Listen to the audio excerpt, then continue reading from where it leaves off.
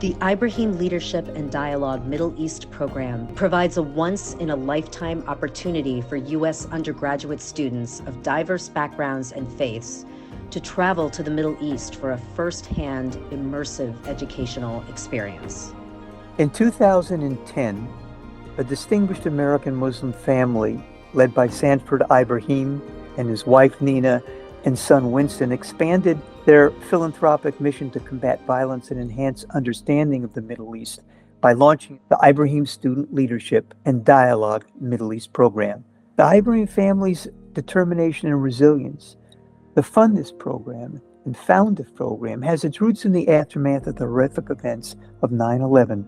Like most Muslim families, the Ibrahims were shocked and dismayed to see those professing their faith carry out this infamy. The Ibrahim family distinguishes itself with the uncommon courage to combat hate and the fear of the other and connect people across borders, religions, races, ethnicities. These students are tomorrow's leaders. The idea is to get them out of their classrooms and textbooks and to take them to the region to give them a systemic look at 4 or 5 countries. In 2012, the Ibrahim family selected Professor Mark Rosenblum as the director of the Ibrahim program and embedding the program's management in Queens College in CUNY.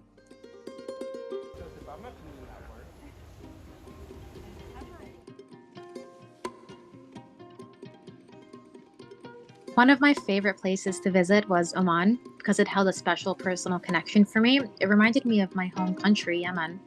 The country's rich cultural heritage and warm hospitality made me feel right at home. The most illuminating experience was when we all ventured into a local village and we strolled through the streets and the locals were standing in front of their homes. They were cheerfully inviting us, shouting, "Tafadali, tafadali," which translates to, in that context, "come in." The gesture just exemplified the generosity and genuine kindness ingrained in the Omani people. Right, because you're not expecting this. You're going with whatever media perceptions you had when leaving the country. And you're not expecting to go to Oman and to be in the most amazing music library in the world where 2 of your friends are now conducting for 20 minutes and you're all dancing along. This place just changes who you are and what you think about the world. And then you're whisked away to a meeting at an economic minister's home.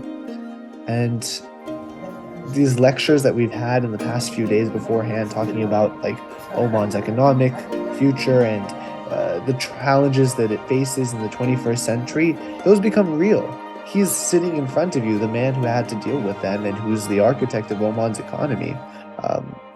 He's sitting in front of you and he's asking you, what do you think?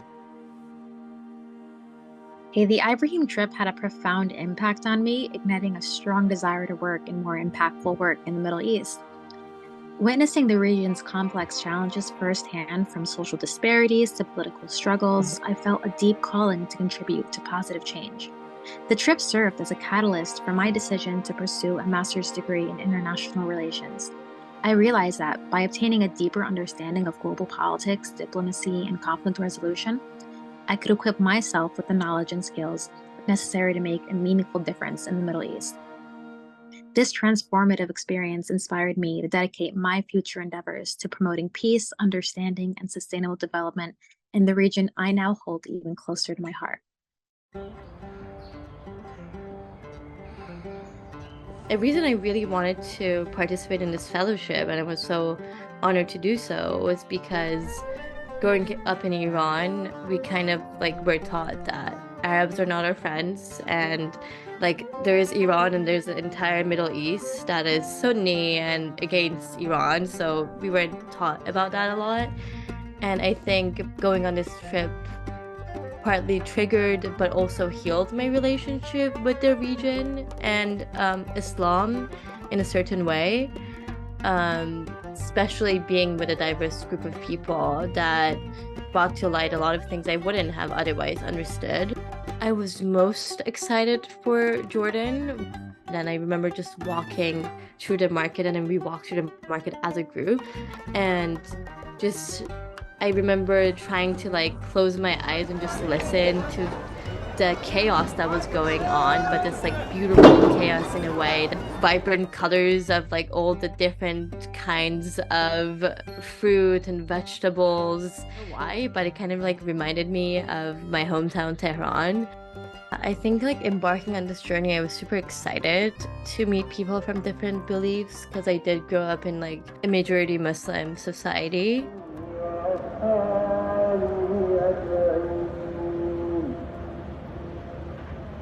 I think about that night when Jacob hosted a Shabbat for us and how precious that night was.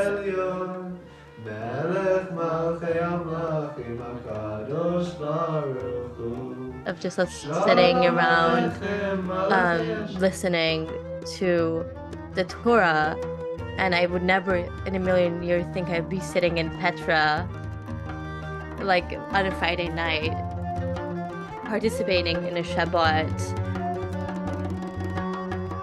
Visiting Petra felt biblical, like seriously connected to this place, as he's talking about how this one spot in Petra was like a center of trade for hundreds of years, right? And you feel the entire weight of it. You feel the same way someone in 2,000 years would feel standing in Manhattan, okay?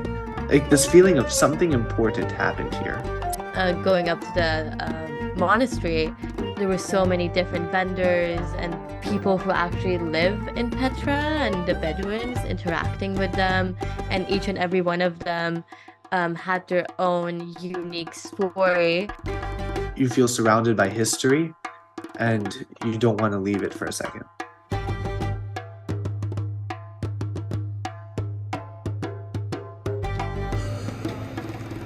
Yeah, so then from Amman we flew into Tel Aviv, into Ben Gurion Airport.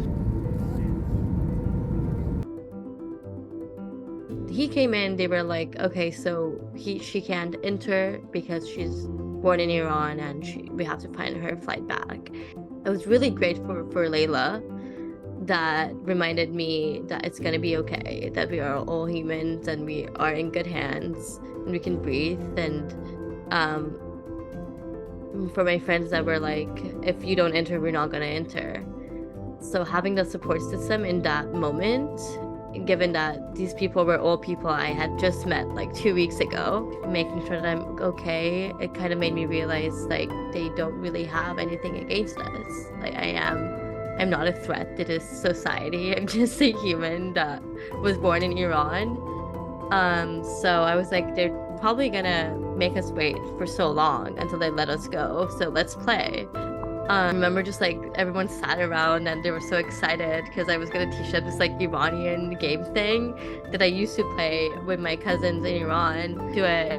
So it was serial playing this Iranian card game in the Israeli airport, where like I could have been deported because I was from Iran. So that irony, a group of like Muslim, Jewish, Christian kids in the Israeli airport under trying to navigate how we can get out of that. Ultimately, we found the connection and we were able to get out.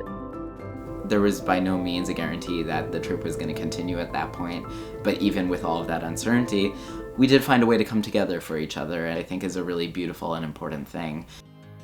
Immediately from the airport, our group drove to Jerusalem. Entering the old city of Jerusalem, it was incredible to see the coexistence as the three Abrahamic faiths merge amongst each other. I never realized how actually small the old city is. So you see synagogues next to churches next to mosques. Jews, Muslims, and Christians walking amongst each other, crossing between each other's quarters. And then when you see how the three Abrahamic faiths' holy sites are almost on top of each other, it contextualizes the situation. You can see why there's potential for tension between the people who have diverse religious, national, and ethnic identities. But you can also see the potential this has for coexistence. And so you get there and you think, the cliche, wow, we're very similar to one another. But you go a little deeper than that cliche of we're all humans at the end of the day and we're all very similar to one another, to wow, the things I find beautiful in my religion have a parallel in his. And it's little things like ablutions and the number of prayers that you guys have versus that we have. And they add up so quickly that you're just thinking to yourself, I'm blessed to be able to experience this and to change my perspective. When we visited the Al-Aqsa Mosque, I felt so at peace. All of my worries and all of my anxieties just felt like they disappeared. The rich history behind it in Islam, it's just something that it's an experience that I really just can't replicate anywhere else. And I'm so grateful that I got that opportunity to visit and pray there. Seeing beyond the fences as we were like going into Ramallah, going into Palestine with the bus, that was surreal. You hear it in the news all the time, and we know about like Area A and B and C and the annexes, but just seeing that in real life. I got to see Ramallah, which I had never in my life dreamed I'd be able to see the city. I have a very close friend who is from Ramallah. The fact that I was able to be there and he wasn't hit me very personally. Had I loved meeting Dr. Khalil Shikaki, some things I learned in the meeting with him I would never have had the opportunity to see otherwise, and so I am incredibly grateful for that opportunity. We have different perspectives and we have past trauma, but we have enough shared goals to want to sit and work together. The program to people from different backgrounds expanded my horizons and challenged my preconceived notions. It allowed me to appreciate the richness of diverse perspectives, promoting empathy and breaking down barriers. It provided an invaluable opportunity to build bridges, foster intercultural understanding, and cultivate lasting friendships that transcend societal divisions. You know, going to Israel after a few weeks in these Muslim majority countries, it felt, like returning home. I love this trip and I love the people I was with, but also, going to Israel where people look, dress, talk, and walk like you is a different story. But being on this trip and seeing it through the eyes of my friends who have just made, the people I've been friends with the last 4 weeks, and seeing their own difficulties and getting into the country, makes you backtrack a couple things that you initially thought. Your love of the country remains. Your ignorance of its problems doesn't. You're a bit more aware of some social problems. They don't become some distant thing on the news when they're happening to the guy you just spent 4 weeks sharing a room with.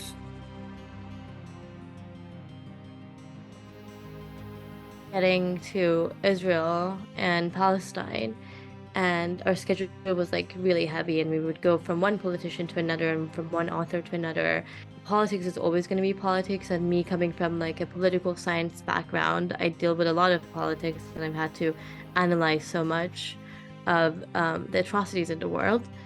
But it was the first time that suddenly it hit me that politics maybe is not the answer. We need authors and poets and visionaries and healers and philosophers, rabbis and imams that can put their difference in opinions aside and come together and listen with compassion and come to a mutual understanding, because that's when we can actually shape the world we want to live in and we want our future children to live in, so they don't have to fight for their lives to live in a just world.